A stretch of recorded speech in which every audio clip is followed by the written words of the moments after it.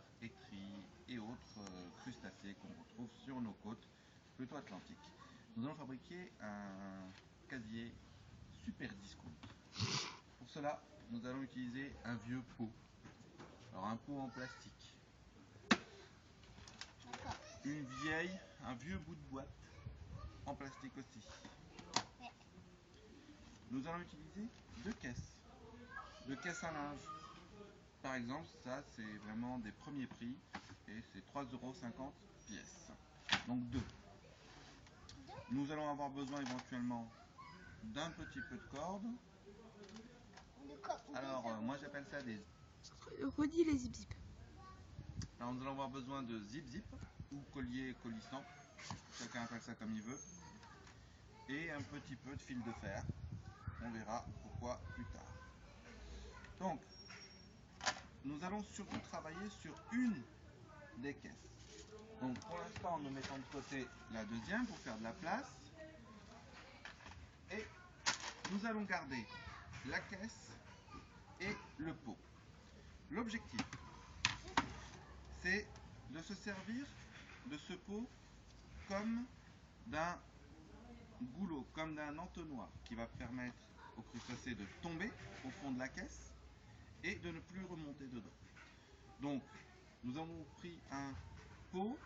La largeur du pot, elle est d'à peu près 16 cm et demi. Mais pour faciliter l'installation, nous allons couper le haut du pot. Là, on peut remarquer qu'il y a un petit rebord qui va nous servir à le poser ici lorsqu'on aura fait notre trou. Donc pour l'instant, nous allons découper. Je peux essayer? Ah non, ça c'est moi qui le fais. Ah, c'est avec un cutter. Alors les petits, ils font pas. Il faut faire très attention. Très attention, tu as raison. Ça peut couper les doigts.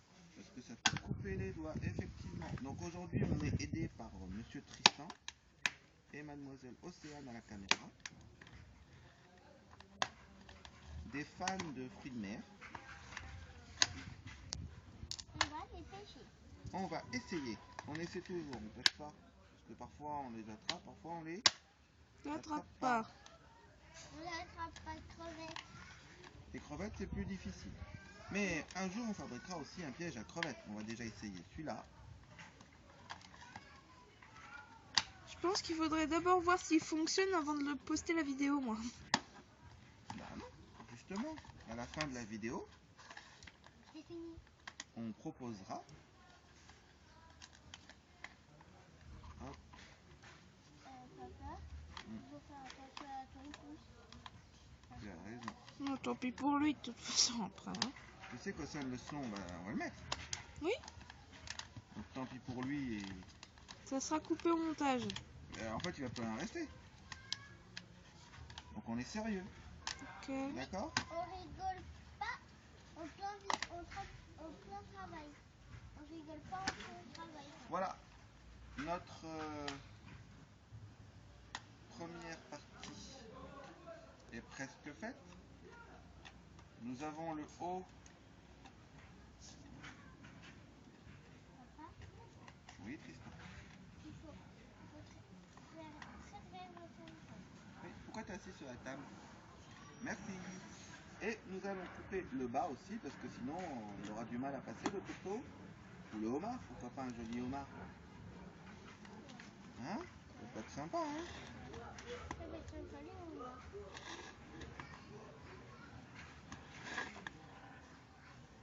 Ah bah, en bas c'est facile à couper. Parce que c'est moins épais, donc ça se coupe plus facilement. Alors on peut utiliser d'autres types comment dire, d'entonnoir, hein. Vous pouvez utiliser un tube PVC pour la plomberie. Pour ma part, je trouve que celui-ci, il m'a rien coûté et qu'il est bien adapté. Voilà, la pièce est faite. Je vais maintenant reprendre ma bassine et il va falloir que je m'en serve pour Faire le trou. Voilà, définir la taille du trou. Alors pour ça, j'ai une technique, je vais prendre une règle, comme ceci, je vais mesurer 14 cm, c'est la taille de mon trou. Donc je vais venir ici et je vais me faire 2 repères avec mon cutter. Alors j'ai de la chance, c'est que ma caisse elle a déjà un milieu en fait, je sais à peu près où est le milieu, hein. Vous voyez il y a un rond là. Donc je vais mettre 14 cm de part et d'autre. Donc en partant du principe que le milieu c'est là, vous ne le voyez pas très bien mais il y avait un petit point donc je le remets. Ben, je vais mettre 7 cm de part et d'autre pour mes 14 cm, ce qui me donne le début et la fin de mon cercle. Alors maintenant il va falloir que je trace un cercle de 14 cm. C'est celui-là. Comment Tristan? C'est celui-là. Oui, ce qu'il y a dedans. Alors je me sers du modèle. Et tout coup. Voilà. Donc on ne le voit pas mais j'ai formé mon cercle. Alors idéalement on peut prendre un compas pour le faire proprement. Voilà, j'avais un modèle donc je l'ai fait. Et ce que je vais faire c'est que je vais me servir de ma scie sauteuse pour le faire. Tu peux couper.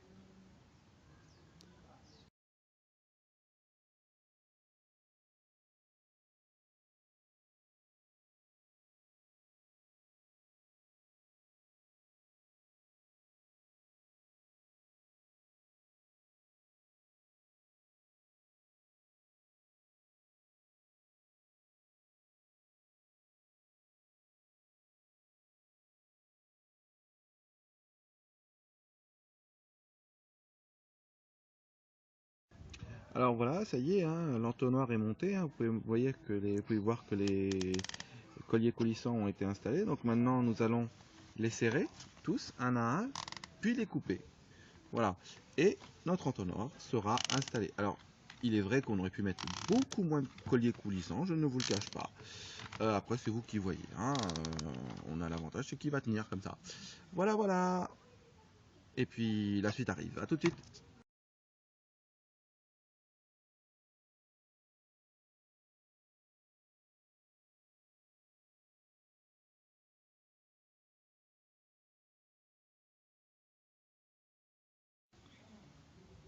Alors, nous allons faire des trous un peu partout, de façon à faciliter l'évacuation de l'eau quand vous allez le récupérer, surtout dans les zones planes comme ça. Donc je vous conseille de faire des petits trous un peu partout, de façon à ne pas le rendre trop résistant lorsqu'il va se remplir d'eau, lorsque vous allez le retirer de l'eau, et sera pour particularité de le rendre un peu plus léger et éventuellement de ne pas le perdre, de ne pas casser la corde à laquelle il sera accroché, ou tout simplement d'éviter à ce qu'il se renverse sous l'eau s'il n'est pas suffisamment lesté.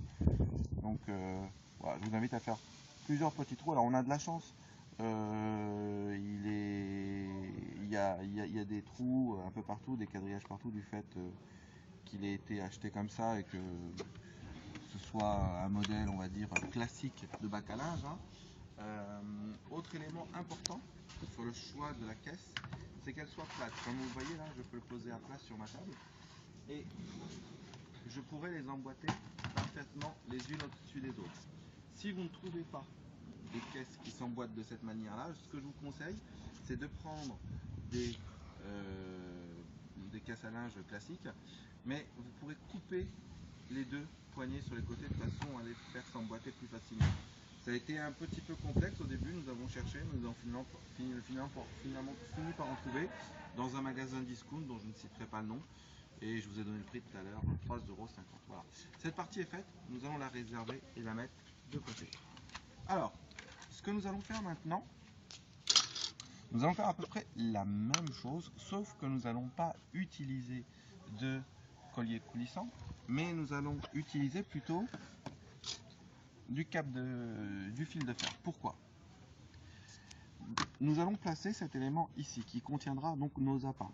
Nous reviendrons éventuellement plus tard hein, sur quoi mettre, quels conseils on pourrait vous donner, sachant qu'on n'est pas des experts et qu'on peut trouver un tas d'appâts qui fonctionneraient très très bien, je pense, un peu partout. Nous y reviendrons plus tard, je pense. Donc cet élément-là va nous servir de zone dans laquelle nous allons stocker les appâts, de façon à éviter à ce que les tourteaux, crabes, étris ou autres petits crustacés ne viennent tout de suite manger l'appât et qu'en milieu de marée, on n'ait plus rien, que ça n'attire plus. Donc nous allons placer cet élément-là, mais comme je le dis, il va devoir être amovible, puisque entre les marées, entre le moment où vous allez relever votre casier, vous allez devoir pouvoir aller chercher ce qu'il y a dans votre casier. Alors pour cela, nous allons tout simplement placer cet élément-là et nous allons faire des trous de part et d'autre, au même titre que nous l'avons fait pour l'entonnoir. Oui. Quand on aura tout fini, il faudra mettre l'autre panier ici. Oui, on va mettre l'autre panier par-dessus, exactement, tu as tout compris. Et donc tu m'as coupé, donc je recommence. Donc nous allons faire des trous de part et d'autre et nous allons le fixer avec des fils de fer de façon à pouvoir l'enlever lorsqu'on va venir récupérer notre casier à marée basse et remettre des appâts. Alors pour ça, même technique. Nous allons utiliser notre fer à souder. Attention mon bonhomme, j'ai le fer à souder dans la main, donc on fait très attention. D'accord. Je le place de cette manière-là. Alors on peut le mettre au milieu, hein. Tiens, on va le mettre au milieu, ce sera plus simple. Et je vais faire les trous qui vont me servir à le fixer. Alors là, il n'est pas utile qu'il soit très bien fixé, donc nous allons en mettre 4 de part et d'autre. 1, 2, et je compte. Voilà. Et tu Attention, nous posons le fer à souder qui est très chaud, donc le caméraman va s'écarter un petit peu. Et voilà, les trous sont faits. Et comme je vous dis, il est bien de faire d'autres trous pour permettre l'évacuation de l'eau, mais nous les ferons après parce qu'on risque de se mélanger les pédales là, et puis savoir lequel est pour lequel. Voilà, comme ceci. Et nous allons maintenant couper des câbles. Alors pour ça, nous avons pris du fil de fer, de préférence inoxydable. Nous avons besoin de 8, donc 1, 2, 3, merci pour l'interprète, 4,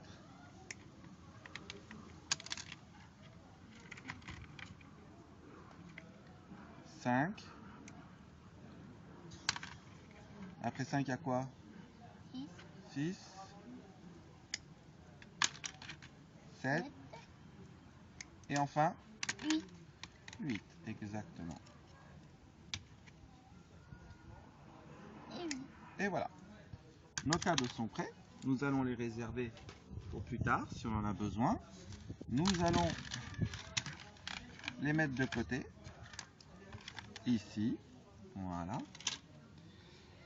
Et pour cette opération, je vais la faire seule, parce que quoi? Parce que, voilà. Oh, mais c'est facile ça. Mais c'est facile, on peut le faire moi aussi. Comment? On peut le faire moi aussi, c'est facile. On peut le faire moi aussi, c'est trop facile ça. C'est trop facile papa. Chut.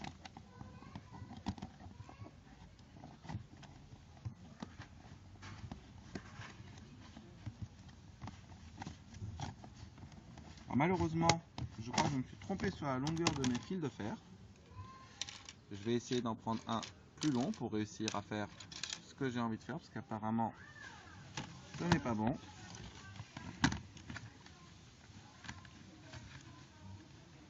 En fait, pour me simplifier la vie, je vais me rajouter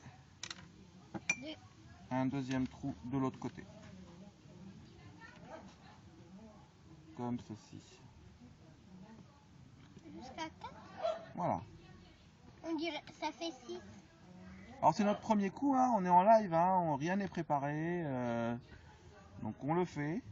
Je veux dire, maman, Et on découvre ensemble les petits points de détail qu'il faut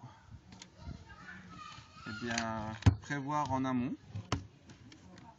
Voilà.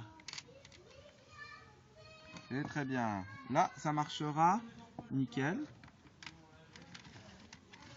Donc, nous allons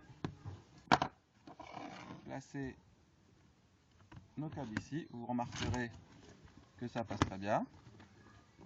Hop. Hop là.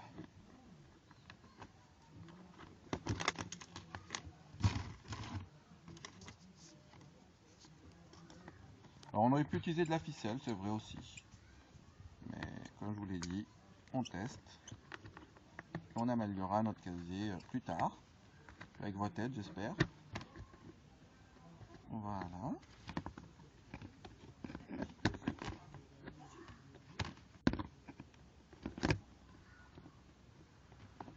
Voilà. Nous serrons plus tard avec la pince. Hop. Voilà.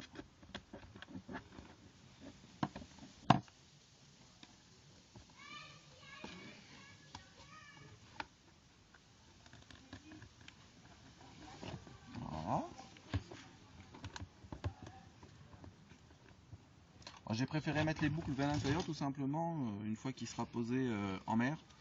Il sera peut-être plus simple de l'ouvrir et de travailler depuis l'intérieur que par l'extérieur. Sachant qu'en fait on va l'ouvrir que d'un côté, sous forme d'une boîte. Voilà. C'est facile, mais à serrer il nous faut la pince quand même, parce qu'avec nos petites mains on ne va pas réussir à serrer beaucoup. Voilà. Voilà. Et donc, nous allons passer à l'intérieur et serrer avec nos petites mains comme ceci. La pince. Effectivement, merci le contrôleur, c'est la pince, j'ai dit une bêtise. Merci monsieur Tristan. Tu devrais avoir quelque chose à redire à tout. Eh oui, il contrôle ce que l'on fait. C'est bizarre, mais que ça me rappelle quelqu'un. Voilà. Moi j'ai une petite question. Comment ça va se passer en mer? Tu te balades avec une pince toi dans ton trou? Justement, nous allons voir ça tout de suite. Cela en fait théoriquement on va pas y toucher. Ok, je comprends plus bien. Vous allez voir.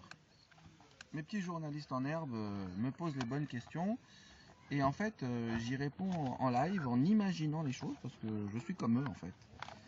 Je sais pas toi qui faudrait poser les questions. En fait tu pourras me les poser et on pourra en débattre quand on l'aura testé au moins une fois. C'est ma petite pince. On a commencé, on a fait le piège à tour toi avant.